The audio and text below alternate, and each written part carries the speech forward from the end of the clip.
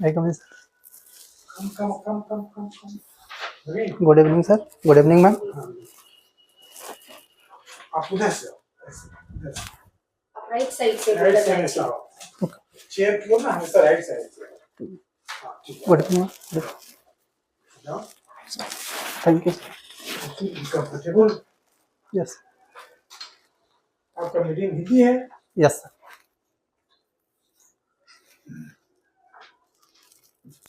नवीन जी, आपका मैट्रिक किए? सर वर्ष 2010 में। 10वीं। सर और आपने 12-13 में किया? +2 सर। 12 में सर। और स्नातक किया आपने? 2015 में सर। हाँ, मुजफ्फरपुर से किए? सर विश्वविद्यालय मुजफ्फरपुर। ठीक है। जी कॉलेज सर। आपका फर्स्ट चांस है? सर बीपीएससी में सर इंटरव्यू का सेकंड चांस है और अटेम्प्ट सर तीसरा है। पिछले बार इंटरव्यू कितना मार्क्स था? Sir 85 marks. Very good, done well. ये बताइए, अभी आप क्या कर रहे हैं? सर वर्तमान में मैं हाँ? Railway mail service India post का एक विंग है, उसी में एज ए सॉर्टिंग असिस्टेंट कार्यरत। कहाँ पर है? Sir railway mail service Motihari. कब से आप वहाँ हैं? Sir railway mail service Motihari में वर्ष 2023 से हूँ मैं। और सर इसके पहले मैं मुजफ्फरपुर और उसके पूर्व सर मैं आगरा में उत्तर प्रदेश सर्किल के अंतर्गत कार्य कर चुका हूँ। आरएमएस में?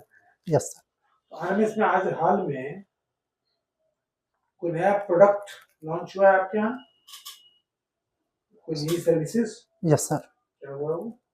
सर हाल ही में सर हमारे विभाग में 2 प्रमुख मतलब स्कीम लाए गए हैं। एक है 24 आवर्स डिलीवरी और एक है 48 आवर्स डिलीवरी। स्पीड पोस्ट का? Yes sir. कैसे कैसे पहले से ये अलग कैसे होगा? सर पहले कितने में दिन में करते थे?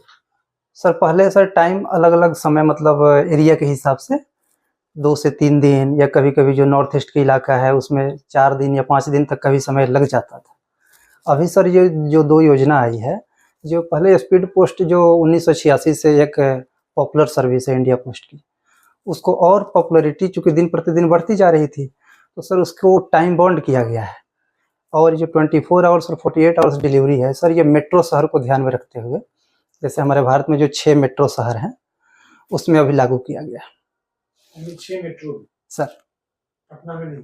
बिहार सर्किल में सर इसको लागू नहीं किया गया, लेकिन इसको लागू करने की प्रक्रिया सर मतलब चल रही है। और उसी के मतलब क्रम में बिहार में जो 4 सॉर्टिंग हब थे, नेशनल सॉर्टिंग हब, उसको कम करके अब 2 में कर दिया गया है। अभी फिलहाल 2 कार्यरत है और उसके बाद इसको और कम करके सिर्फ नेशनल सॉर्टिंग हब पटना को रखा जाएगा। 2 कहाँ कहाँ है? Sir Muzaffarpur national sorting hub and national sorting hub Patna.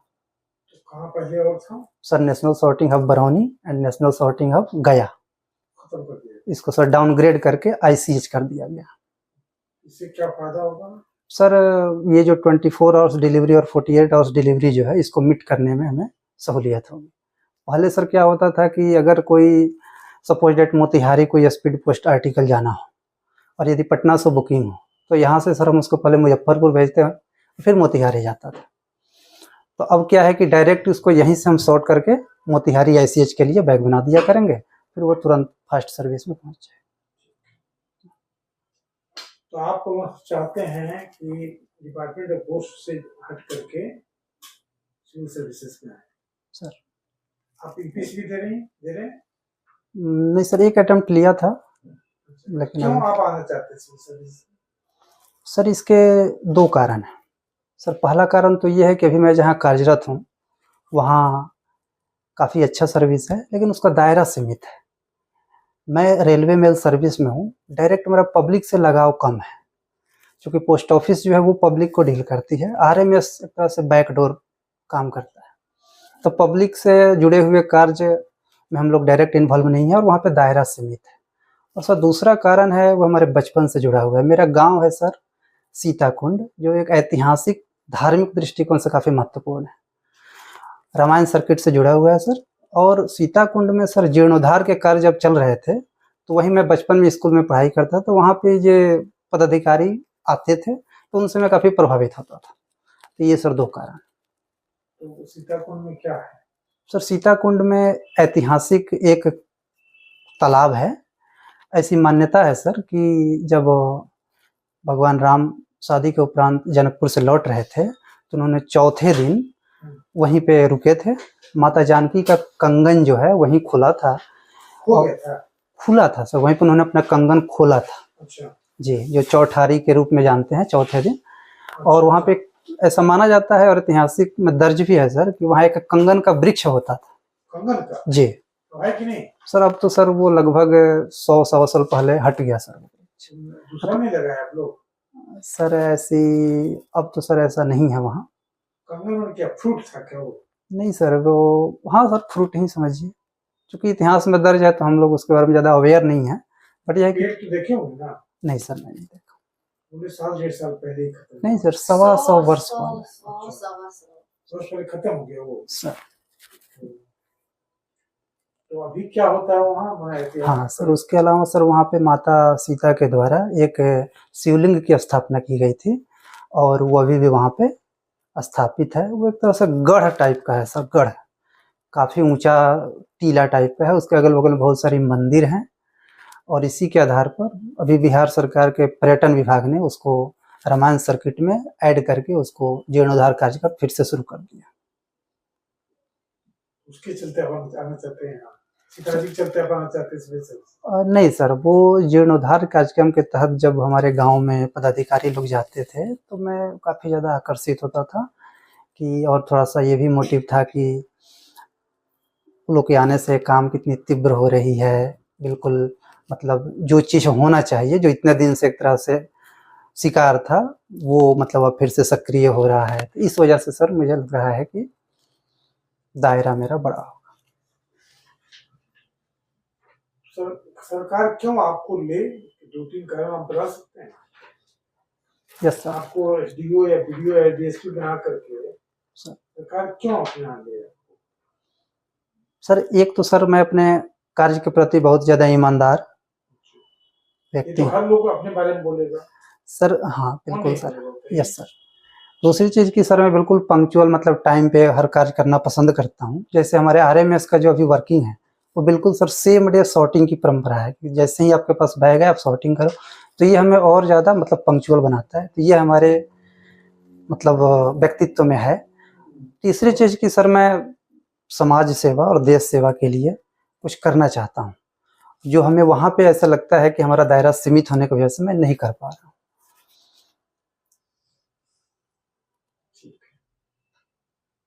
तो अगर आप बन गए सर, एसडीएम बन गए सर, या सपोज डीएसपी बन गए, यस और कहीं आपकी स्थापना हुई, यस आप डीएसपी बन के गए हैं किसी सब डिवीजन में, यस, तो जाने के बाद आप क्या क्या करेंगे वहाँ? क्या क्या शुरू करेंगे? जैसे आज गए आप ज्वाइन किए, उसका क्या क्या, हाउ विल यू गो, क्या करेंगे उसके बाद? सर ज्वाइनिंग पदभार ग्रहण करने के बाद मैं ये देखूंगा कि हमारे पास उपलब्ध विकल्प क्या क्या हैं और वहाँ की समस्याएं क्या है। इसको मैं एक समय लेकर के सर्वे कराऊंगा, और उसके बाद मैं प्रायोरिटी। यस सर, मैं ये देखूंगा। सर किससे सर्वे करवाएंगे? सर हमारे पास जो भी उपलब्ध साधन है। क्या चीज का सर्वे करवाएंगे? सर वहाँ पे जो भी आम जन है उनकी समस्याएं क्या है, ऐसी कौन सी सुविधा है जिसको मैं दे सकता हूँ जो अभी तक वहाँ उपलब्ध नहीं हो पाई है। डीएसपी को क्या सुविधा देना? डीएसपी कौन पावर सर्वे करवाएगा और डीएसपी कौन सुविधा देगा? डीएसपी का काम थोड़ा सुविधा देना है, डीएसपी का काम तो सुविधा देना नहीं है, डीएसपी का काम तो लॉ एंड ऑर्डर ठीक करना है। सॉरी सर, मुझे लगा अपने एसडीएम के बारे में। डीएसपी होगा ना सर। डीएसपी बन के आप गए सर कहीं पर, आपने ज्वाइन किया, उसका क्या करें? जी सर, तो वहाँ पे आप तैयार किए एसडीएम के बारे में? नहीं सर, मुझे सुनने में गलती कर बोलो। यस तैयार करके मत बोलो, नहीं तो ओरिजिनल नहीं लगेगा। Okay sir. बोलो सर, मुझे सुनने में गलती है, इसके लिए माफ़ी चाहता हूँ सर। जैसा कि आपने बताया एज ए डीएसपी मैं जाऊँगा, पदभार ग्रहण करने के बाद मैं ये देखूंगा कि वहाँ पे हमारे लिए क्या क्या अभी करने मतलब किया जा सकता है। जैसे सबसे पहले मैं लॉ एंड ऑर्डर की सिचुएशन देखूंगा। इसके अलावा वर्तमान में जो भी वहाँ पे कानून व्यवस्था का जो स्थिति है उसमें और हम बेहतर क्या कर सकते हैं, खास करके सर महिलाओं से जुड़े, छोटे बच्चों के लिए, बुजुर्गों के जुड़े, ये सब चीज़ों को मैं प्रायोरिटी पे रखूंगा। और उसके बाद सर मैं ये देखूंगा कि जैसे कि आम जन के बीच में ये बुजुर्गों और महिलाओं का लॉ एंड ऑर्डर तो जब अगर किसी शहर में लॉ एंड ऑर्डर अच्छा रहेगा तो सबके लिए अच्छा रहेगा। Yes sir. बुजुर्गों के अलग लॉ एंड ऑर्डर, महिलाओं के अलग लॉ एंड ऑर्डर थोड़ा होता है। सर लॉ एंड ऑर्डर की स्थिति को मेंटेन करते हुए खास करके महिलाओं से रिलेटेड जो भी अपराध हो रहे हैं उसको कम करने के लिए मैं स्टेप उठाऊंगा। या फिर बुजुर्ग लोग जो हैं उनके साथ यदि कोई अनहोनी घटना हो रही है मतलब आइडेंटिफाई करूंगा मैं, और उसके लिए मैं क्या प्रयास करूं ताकि उनमें सुधार हो सके, उनकी स्थिति में बदलाव हो जाए। सबको कवर कर लिएगा, जवान लोगों को छोड़ दीजिएगा। नहीं सर। ये प्रेफरेंस क्यों विमेन हाँ। और बुजुर्ग में लॉ एंड ऑर्डर प्रेफरेंस क्यों? प्रेफरेंस अगर क्या? लॉ एंड ऑर्डर अच्छा हो जाए तो उसमें तो विमेन भी इंक्लूडेड होंगे और बाकी लोग भी इंक्लूडेड हो ही जाएंगे। जी सुनने में अच्छा लगता है इसलिए। नहीं सर, एक तो मतलब लॉ एंड ऑर्डर की स्थिति वास्तव में सर अभी भी हमें लगता है कि जहाँ पे मतलब नहीं वो मैडम कभी भी प्रेफरेंस क्यों? प्रेफरेंस आप क्यों दे रहे हैं? कोई वजह है? सर मैम वजह ये है कि जैसे अब महिलाओं से जुड़े जो अपराध हैं उसमें अगर बढ़ोतरी होगी, एक तो हमारे समाज में एक तरह से असुरक्षा की भावना बढ़ रही है, या फिर किसी से भी सर अगर जुड़ा मैम अगर जुड़ा हुआ कोई अपराध हो रहा है। अपराध होने के लिए बढ़ोतरी के लिए मौका दोगे, पहले बढ़ाएगा नहीं अच्छा शुरू करोगे। नहीं सर, मैं वहाँ पे पहले ये जो भी हमारे पास उपलब्ध जो साधन होंगे मैं ये देखूंगा कि यहाँ पे वर्तमान में क्या क्या असुविधा है या क्या क्या परेशानियां हैं, उसको मैं आइडेंटिफाई करूंगा। और सर सबसे बड़ी बात जो मैं ये कहना चाहूँगा कि अभी तक एक आम जन के बीच में पुलिस प्रशासन के प्रति थोड़ा सा नकारात्मक भावना है आम जन के बीच में। मैं चाहूँगा कि वो इमेज थोड़ा सा बदले, और थोड़ा सा क्यों, मैं पूरी तरह से बदलना चाहूँगा। एक पुलिस प्रशासन का जो व्यवहार है उससे एक आम व्यक्ति, अब कोई सड़क दुर्घटना होती है तो वो जल्दी जाना नहीं चाहते हैं अस्पताल लेकर के ताकि किसी कानूनी पचड़े में न फंस जाए। तो ये सब चीज़ों को सर मैं आइडेंटिफाई करूँगा और मैं एक ऐसा मतलब सुविधा लाऊंगा ताकि लोग आम जन इससे बिल्कुल मतलब सुरक्षित महसूस करें। पुलिस प्रशासन की इच्छा भी। आप ये बताओ कि बिहार राज्य जो है, यहाँ कहते हैं कि हम लोग यहाँ के लोग बहुत बुद्धिमान हैं, IAS IPS हो रहे हैं, डॉक्टर इंजीनियर हो रहे हैं, जी फिर भी सबसे गरीब राज्य, सबसे पिछड़ा राज्य, सबसे बेकार राज्य में गिनती क्यों आती है? सर इसके कई कारण हो सकते हैं।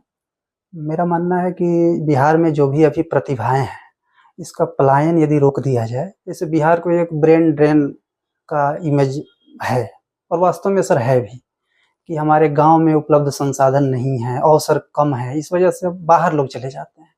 तो ब्रेन ड्रेन से स्थिति को बदल कर यदि ब्रेन गेन की स्थिति में लाया जाए, जैसे अभी हाल ही में एक कैंपेन भी चल रहा है कि खासकर देश के अलग अलग शहरों में या विदेशों में जो बिहार से जुड़े हुए लोग हैं या अपने भारत से जुड़े हुए लोग हैं, इन समस्याओं को मतलब ब्रेन ड्रेन को बदलकर ब्रेन गेन के कैंपेन चला रहे हैं। एक तो इस पे ध्यान देने की जरूरत है।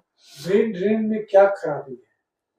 सर ब्रेन ड्रेन का सर मुख्य सर इसमें कमी ये था कि हमारे जो भी प्रतिभावान लोग हैं वो अवसर की कमी होने की वजह से, अवसर न मिल पाने की वजह से वो कहीं अदर एरिया में प्लान कर जाते हैं, दूसरे राज्य हो। क्या खराबी है? अच्छा अगर अवसर यहाँ नहीं है जी और कहीं अवसर उसको मिल रहा है, सर। एक बिहार के बाहर एक बिहार बस रहा है सर और वहाँ वो अच्छी कमाई कर रहा है, अच्छा नाम कर रहा है, अच्छा सक्सेस प्राप्त कर रहा है, इसमें खराबी क्या है? सर ये बात सही है कि अगर बिहार के लोग अगर कहीं बाहर जाके कोई काम करते हैं तो अपने साथ संस्कृति कल्चर ये सब को लेके जाते हैं, ये अच्छी चीज़ है। लेकिन सर यदि वहीं उनको सुविधा अपने राज्य में मिल जाए तो वो अपना जो वहाँ दे रहे हैं, जो वहाँ सर्विस सेवाएं दे रहे हैं, वो सुविधा वो जैसे अब विभिन्न प्रतिभा के जो लोग हैं जो बाहर गए हुए हैं, वो सुविधा यदि उनको अपने यहाँ मिले तो इसका लाभ सर यहाँ के लोगों को मिलेगा, वो अपनी मातृभूमि के लिए कुछ कर सकते हैं। मातृभूमि स्टेट से होता है या फिर देश से होता है? देश से होता है? सॉरी तो मैम। अगर मान लीजिए हम बिहार में ही इंफ्रास्ट्रक्चर क्रिएट कर दें और जी। बाकी स्टेट के लोग अगर बिहार में आते हैं तो वही ब्रेन ड्रेन हमारे लिए तो एक पॉजिटिव थिंग हो जाएगी। ठीक है मैम, लेकिन यदि यहाँ रहें, लोकल स्थानीय स्तर पे ही मुझे यदि रोजगार के साधन मिल जाए, मुझे कुछ कार्य करने का अवसर मिले, तो मुझे लगता है कि व्यक्ति एक मतलब बिना किसी बोझिल मन के अपना 100% देगा और उस चीज को करेगा। मेरा ये मानना है। विश्व में कौन सा बड़ा इंडस्ट्रियलिस्ट है जो अपने ही राज्य में, अपने ही जिला में, अपने ही गांव में रहकर बहुत बड़ा इंडस्ट्रियलिस्ट बन रहा है? अडानी, अंबानी, टाटा, बिरला, जितने भी हैं, विश्व का कोई भी इंडस्ट्रियलिस्ट क्या इस नियम को पालन करके उतना बड़ा बन सकता है जितना बड़ा बना वो लोग? Is it possible? पॉसिबल है ये क्या? सर निश्चित तौर पे आप जो कह रहे हैं उससे सर ये मतलब नहीं होगा, लेकिन मेरा अभी भी सर ये मानना है कि यदि ब्रेन ड्रेन या जो भी प्रतिभा जो बाहर पलायन कर रही है, निश्चित तौर पे जो भी वो बड़े उद्योगपति हैं वो बिजनेस व्यापार के मामले में बाहर निकलेंगे, उनका दायरा बढ़ाएगा, बाजार उनको ज़्यादा मिलेगा, तो उनका ग्रोथ ज़्यादा होगा। ये बात आपको सही। क्या लगता है ब्रेन ड्रेन में sons of the soil policy का क्या रोल है? Sorry ma'am.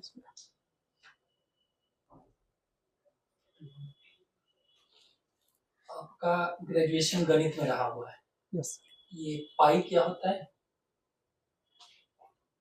सर, पाई आर्यभट्ट के द्वारा दिया गया था। पाई का वैल्यू 22/7 होता है। पाई का वैल्यू 22/7 होता है? Yes sir. एग्जैक्ट वैल्यू होता है? सर एग्जैक्ट वैल्यू इसके बारे में सर मैं अवेयर नहीं। पाई इरेशनल नंबर है ना, तो उसका एग्जैक्ट वैल्यू कैसे हो सकता है? तो बच्चों को हम लोग सिखाने के लिए 22/7 कर देते हैं।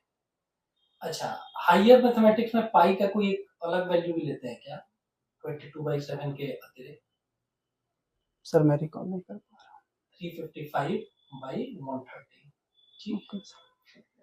अगर आपके गृह जिले हम आए कभी, किन जगहों पर आप घुमाएंगे हम? Yes sir. सर यदि कभी मुझे ऐसा मौका मिला आपका मेहमान नवाजी करने का, तो मैं सर सबसे पहले आपको खुद जो मेरा स्थानीय गांव है उसको तो मैं सर निश्चित तौर पे पहले विजिट कराऊंगा। इसके अलावा सर मैं 2 जगह और हैं। एक सर अरेराज बाबा सोमेश्वर नाथ का मंदिर है, काफ़ी प्राचीन मंदिर है। दूसरा सर हमारे बिहार में ही केसरिया, जो बौद्ध स्तूप के लिए बहुत पुराना और सबसे मतलब बड़ा बौद्ध स्तूप है, और उसी के जस्ट बगल में ही सर एक कैथवलिया गांव है जहाँ पे विराट रामायण मंदिर का निर्माण किया जा रहा है। आज भी कुछ हो रहा है क्या? यस सर, वहाँ सहस्त्र शिवलिंग जो कि तमिलनाडु से बन करके आया है, उसका सर आज स्थापना किया जा रहा है। ये पटना जिला कितने जिलों के साथ सीमा साझा करता है? सर पटना जिला 9 जिलों के साथ सर। कौन कौन से 9 जिले हैं? सर पटना आरा के साथ, लखीसराय, सारण, हाजीपुर, समस्तीपुर, मुंगेर, बिहार शरीफ। बिहार का सबसे छोटा जिला कौन सा है? शिवहर जिला है सर। शिवहर। ठीक है। और अगर हम पॉपुलेशन डेंसिटी की बात करें सर, तो सबसे ज्यादा पॉपुलेशन डेंसिटी किस जिले की है बिहार में? सर बिहार में पॉपुलेशन डेंसिटी सर सबसे ज़्यादा पटना और दूसरे नंबर में पूर्वी चंपारण जो मेरा गृह जिला है। पटना के बारे में आप श्योर हैं सबसे ज्यादा पॉपुलेशन डेंसिटी यहीं की है? सर ठीक है सर। नवीन, आपने अपना ग्रेजुएशन जो है वो एसएनएस कॉलेज से किया है। Sir SNS stand for, SNS का क्या मतलब है? श्री नारायण सिंह कॉलेज। कौन है श्री नारायण सिंह? श्री नारायण सिंह जी जो थे हमारे बिहार में, जब भारत में स्वतंत्रता का आंदोलन चल रहा था तो बिहार में वो सक्रिय रूप से जुड़े हुए थे।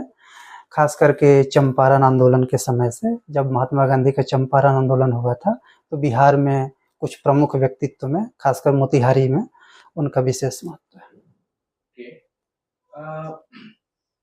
एक बात बताइए, आप अभी क्योंकि रेलवे मेल सर्विस में है, तो being a railway man service officer, तो आपको क्या क्या चैलेंजेस वहां फेस करने पड़ते हैं? सर सबसे पहले कि मैं रेलवे मेल सर्विस में कार्यरत हूँ, तो सर यदि मैं निजी तौर पे अपनी बात करूं तो एक है कि जब कोई पब्लिक मेरे से आती है, मिलती है, और मैं सर उनकी सेवा नहीं कर पाता हूं क्योंकि हम नियम से बंधे हुए हैं, तो वहाँ पे मुझे ऐसा लगता है कि अगर मेरे पास ये सुविधा होती तो मैं उनकी हेल्प कर पाता। खास करके अब सर किसी का ज्वाइनिंग लेटर आ जाए या कुछ आ जाए, किसी का पासपोर्ट आ जाए, तो वहाँ पे हाथ बंधा हुआ है, तो फिर वहाँ पे मुझे सर अपने वरीय अधिकारियों को सूचना देनी पड़ती है। ये सर प्राइमरी मतलब मेरे साथ समस्या आती है। तो मीन्स नियम, आपका कहने का क्या ये मतलब है कि नियम जो है वो कॉन्ट्राडिक्टरी है आपका सेवा के भाव में? सर किसी भी संस्था या विभाग के लिए नियम तो होना ही चाहिए, और सर वो नियम काफ़ी अच्छा है। हमारे विभाग में नियम काफ़ी ज़्यादा सर फ्लेक्सिबल भी हैं किसी किसी मामले में। बस सर वो है सर कि मैं जिस पद पे काम कर रहा हूँ वो हमारे अधिकार क्षेत्र से बाहर होता है, इसके लिए मुझे अपने वरीय अधिकारियों से अनुमति लेकर के वो कार्य करना पड़ता है। Tell me one thing, prismatic society का नाम सुना है? क्योंकि आपने political science and international relations से आपका ऑप्शनल रहा है, तो प्रिज्मेटिक सोसाइटी के बारे में सुने हो? ये कॉन्सेप्ट किसने दिया था? नहीं सुना था। मैम ने अभी कुछ देर पहले ब्रेन ड्रेन से कनेक्ट किया था sons of the soil theory. पता है किसने sons of the soil theory किस पॉलिटिकल फिलोसोफर ने दिया है, पॉलिटिकल साइंटिस्ट ने दिया है? नहीं सर, मायरॉन व्हीलर का नाम सुनो? मतलब कंफर्म नहीं। जी जी, कोई बात नहीं। अच्छा एक बात बताओ, corruption is it really an issue in Bihar election? या बिहार के लिए क्या करप्शन कोई एक मुद्दा है? सर निश्चित तौर पे भ्रष्टाचार जो है बिहार में एक मुद्दा है, और ये चुनाव में काफ़ी ज़्यादा मतलब बेहतर तरीका से इसको एक मुद्दा बनाया गया था। तो देन प्रशांत किशोर इलेक्शन क्यों हारे? क्योंकि उनके लिए मुद्दा सबसे ज्यादा दो था। वन वाज करप्शन, और सेकंड जो आप लोग बार बार बोल रहे हैं brain drain migration, this was the second issue. तो फिर प्रशांत किशोर इलेक्शन क्यों हारे? सर भ्रष्टाचार है सॉरी सर, भ्रष्टाचार सर है, और इसको सर नकारा नहीं जा सकता। अब रही बात सर, जैसा कि आपने बोला कि प्रशांत किशोर जी चुनाव क्यों हारे, तो इस पे मेरा मत ये है कि भ्रष्टाचार के विरुद्ध जो कार्रवाई सरकार कर रही है सक्रिय रूप से, ये हमारे आम जन के बीच में एक विश्वास पैदा करती है कि सरकार भ्रष्टाचार होते हुए भ्रष्टाचार के विरुद्ध जो कदम उठा रही है, उससे आम जन के रूप में विश्वास है कि भ्रष्टाचार के खिलाफ लड़ाई में सरकार सक्रिय है। कास्ट का क्या रोल है बिहार इलेक्शन में? निश्चित तौर पे मैम, बिहार में जो सामाजिक ताना बाना है उसमें जाति का एक प्रमुख रोल है, और यदि हम स्वतंत्रता प्राप्ति के बाद कोई इसको यदि देखें तो जाति एक सच्चाई है हमारे बिहार में। सरकार की जो भी पॉलिसियां हैं इसको मूलतः जाति के आधार पे थोड़ा सा यदि हम कहें तो जाति को जैसे सरकार ने जो बांटा, सामान्य या पिछड़ा वर्ग या दलित या महादलित, तो सरकार की जो योजनाएं हैं इसको आधार बना करके भी लागू की जाती है या चल रही हैं। तो सर इससे तो मैम मैं इनकार नहीं कर सकता हूँ कि बिहार में जाति नहीं है। और मैम मैंने तो दूसरा सवाल पूछा, पॉलिटिसाइजेशन ऑफ कास्ट से क्या समझते हैं? जी मैम, मेरा मानना है कि जाति एक सच्चाई है, लेकिन यदि उसका इस्तेमाल अपने राजनीतिक उद्देश्यों को पूरा करने के लिए किया जाए तो फिर वो जाति का पॉलिटिकल कर देना मतलब कम माना जाए। जी किसने दिया था ये कॉन्सेप्ट? Sorry ma'am. और कुछ पूछना? Your interview is over. You may go. After 5 minutes we'll call you. Thank you. एक बात तो नवीन, तुमने यहाँ लिखा है विकलांगता में 80% है, जी क्या चीज का तुम्हें है दिक्कत?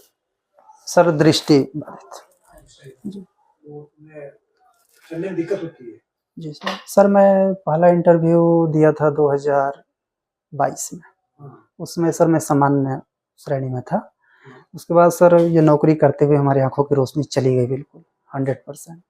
उसके बाद सर मैं एम्स में गया, वहाँ पर ट्रीटमेंट हुआ तो 25% तक रोशनी वापस आ पाई। एक आँख की रोशनी बिल्कुल ख़त्म हो गई और एक आँख में लगभग 4 या 5 बार ऑपरेशन भी हो चुका। तो इस वजह से सर उन्होंने ही बोला था कि आपकी 80% डिसेबिलिटी है और आप इस पे आगे बढ़िए।